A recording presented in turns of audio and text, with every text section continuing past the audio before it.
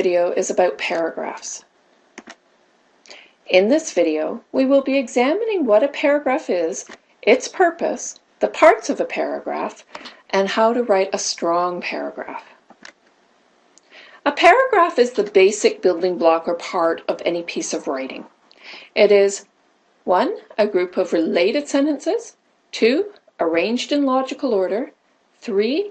That supply readers with detailed, appropriate information, and 4. Is on a single important topic. A paragraph expresses one central idea or main point, with each sentence contributing to the overall meaning of that idea or supporting that point. If you have too many ideas in a paragraph, it becomes disjointed and will feel like a list of ideas rather than part of a cohesive argument. What makes a paragraph good? For a start, you must have unity, coherence, and completeness. Unity. A unified paragraph is one that sticks to one topic without wandering. Every sentence, every detail, supports, explains, or proves the central idea.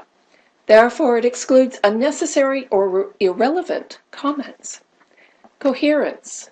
In a coherent paragraph, all sentences flow smoothly and logically to and from each other like links of a chain. How is this done? You create coherent paragraphs by using transitional words and phrases, pronouns, and demonstrative adjectives. For example, this or such. And especially, you use parallel structure, parallel or coordinated grammatical structures. Finally, a complete paragraph is one that provides sufficient information to clarify, analyze, support, defend, or prove the central idea expressed in the topic sentence. The reader should feel satisfied that the writer has provided the necessary details. We'll look at these points again in more detail later in this video. So, there are 4 basic types of paragraphs. Introductory paragraphs serve the function of drawing in the reader. An intro paragraph should both generate interest in and preview upcoming material in the essay. While you don't say everything that your essay is going to say, you do introduce your main thesis and points supporting your argument. Developmental paragraphs are your body or supporting paragraphs. They present all the detailed information, analysis, and argumentation that will persuade your reader that you know what you're talking about and that they should support you. Although not used all of the time, there may be occasions for using a transitional paragraph. A transitional paragraph is used to bridge from one section to another, often while shifting from one topic to the next.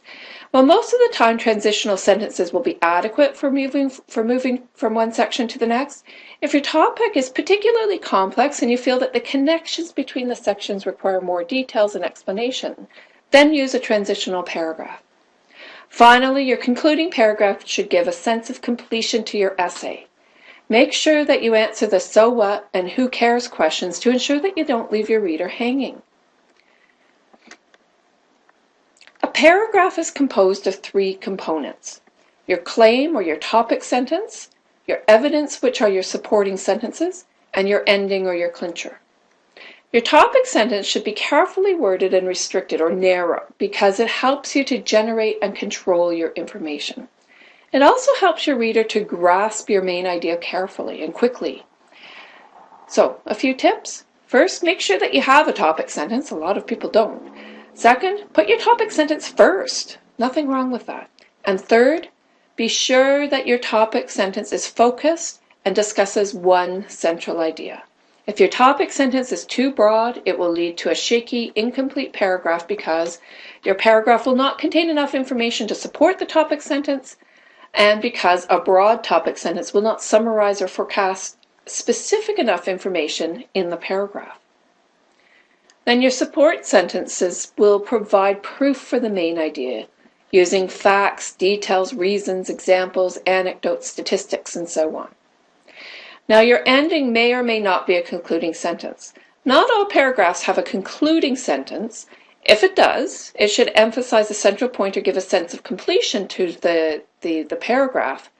Sometimes, however, your last sentence in the paragraph will serve as a transition to the next paragraph. Generally, the first sentence in your paragraph should be your topic sentence. Your topic sentence is intended to limit the subject of your paragraph to one main idea. That idea is then developed in the paragraph. Your topic sentence makes a claim, an assertion, or a statement of opinion. Alternatively, it could state a belief, an impression, a generalization, or a recommendation. As always, your topic sentence must be appropriate to your purpose and to your audience.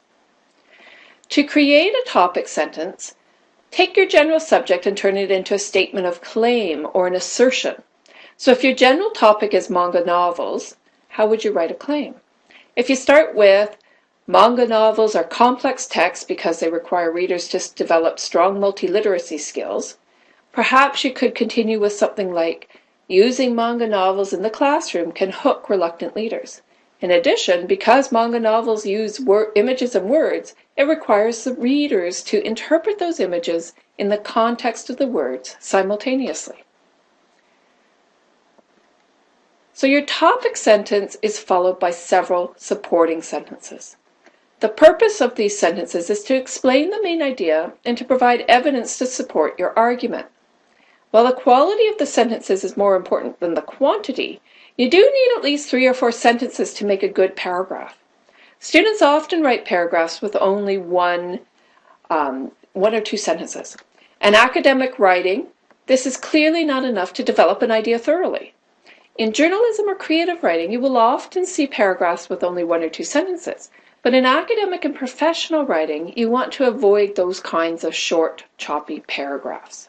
So it's quality versus quantity. If the supporting sentences are intended to provide evidence, what kind of evidence is appropriate? Well, we will be looking at this in more depth later. For the moment, remember that you want credible evidence that is established fact, evidence that comes from reliable, scholarly sources, not from the web. You may also use appropriate illustrative descriptions or anecdotes to increase interest in your argument. Anecdotes can also increase the reader's understanding of the argument, making it more persuasive. The final sentence will be either a concluding sentence that provides a sense of completeness to the paragraph, or it will be a transition sentence that connects the paragraph to the next one. A concluding sentence may be a summary of the points in the paragraph, but even better is to have a sentence that provides a sense of completion, that comments on the subject in an interesting or surprising way. And of course, the final sentence may be a transition sentence to the next paragraph.